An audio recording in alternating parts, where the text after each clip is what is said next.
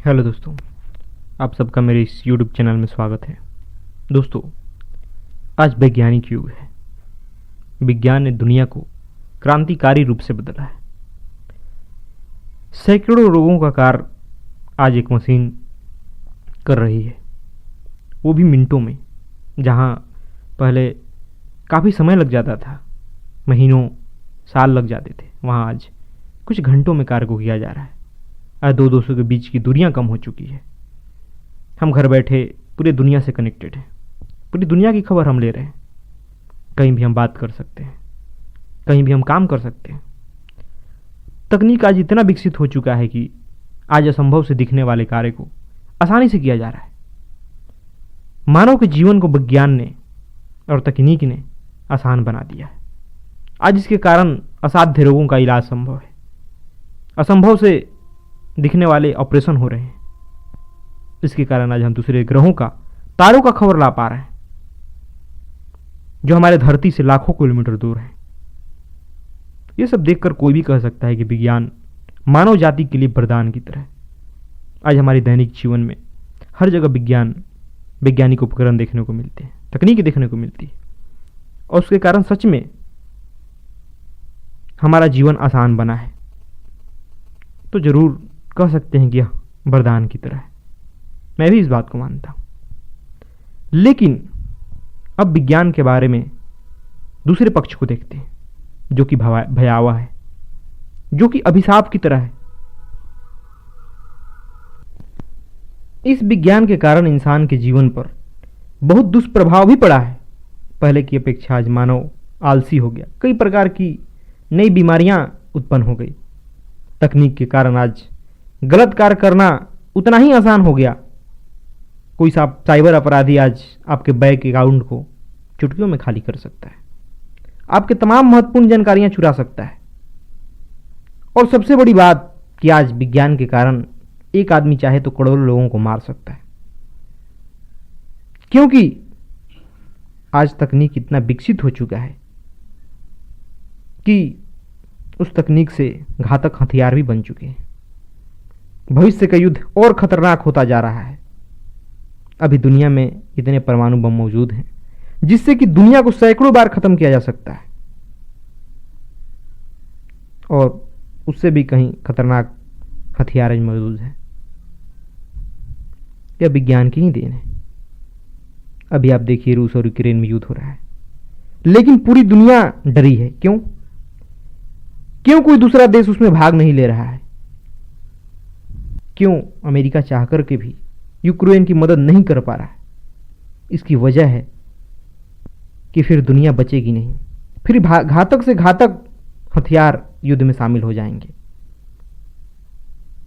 फिर दुनिया अंत के कगार पर होगी, पूरी मानव जाति खत्म हो जाएगी। तो ये है आज विज्ञान का दुष्परिणाम। पहले कोई युद्ध इस कदर खतरनाक नहीं होता था कि पूरी दुनिया संकट में आ जाए। सैनिक से सैनिक लड़ते थे और कोई दूसरा जान माल की उतनी क्षति नहीं होती थी। पर आज खतरनाक मिसाइलें, बम शहर के शहर विनाश कर रहे हैं। आज एक जगह बैठ करके, एक बटन दबा करके दुनिया के किसी भी शहर को मटिया मेट किया जा सकता है, उसे मिट्टी में मिलाया जा सकता है। आज विज्ञान के कारण किसी को मजबूर किया जा सकता है। आप लोग, हॉलीवुड की बनी एक वेब सीरीज है ब्लैक मिरर, उसमें दिखाया गया है कि विज्ञान कैसे इंसान के लिए घातक हो रहा है, कैसे किसी को मजबूर किया जा रहा है, कैसे किसी के जीवन में रिश्ते खराब हो रहे हैं। बहुत सारी चीजें हैं जो उसमें दिखाया गया है, और सच ही दिखाया गया है।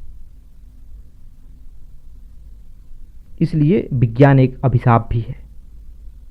आज सारे तकनीक का उपयोग बुरे कर्मों को करने के लिए भी किया जा रहा है, किसी को लूटने में, धोखा देने में, हत्या करने में। और तकनीक के कारण गलत कार्य को अंजाम देना आसान हो गया है। इसलिए विज्ञान अभिशाप भी है। आज हमारे चारों ओर रेडिएशन है। हम इंसान पर तो उसका असर होता ही है, पर दूसरे जीव जंतु उससे ज़्यादा प्रभावित होते हैं। कितने जीवों की प्रजातियां आज विलुप्त हो चुकी है।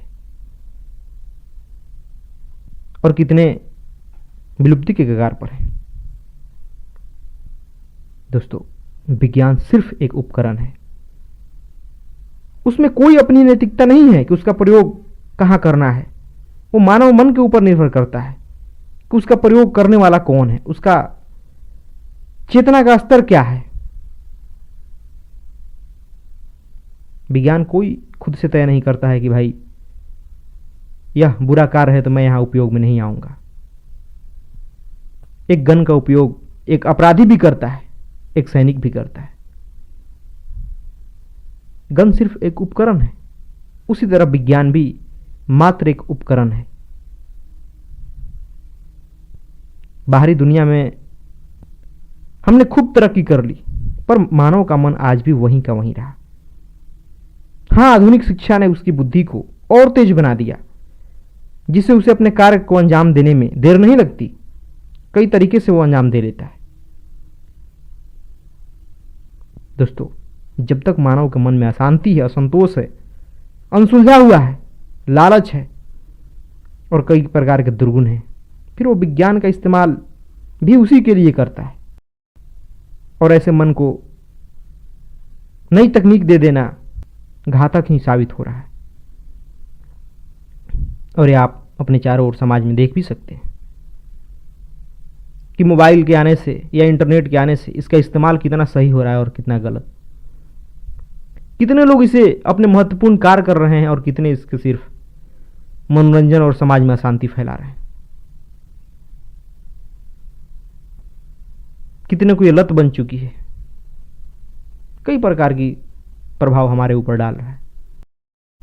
तो दोस्तों, विज्ञान वरदान तब है जब मानव के पास समझ है, अच्छी बुद्धि है, नहीं तो यह एक अभिशाप ही है।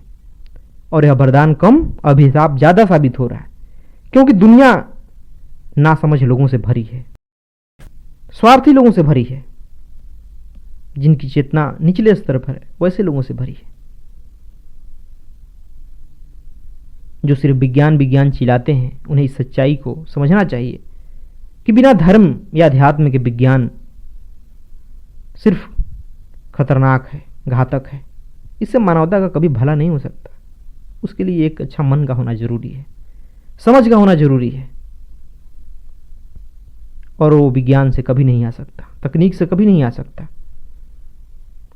उसके लिए धर्म और अध्यात्म ही जरूरी है। वही मानव का लक्ष्य को बताता है, मानव को जीवन का उद्देश्य बताता है। धन्यवाद दोस्तों।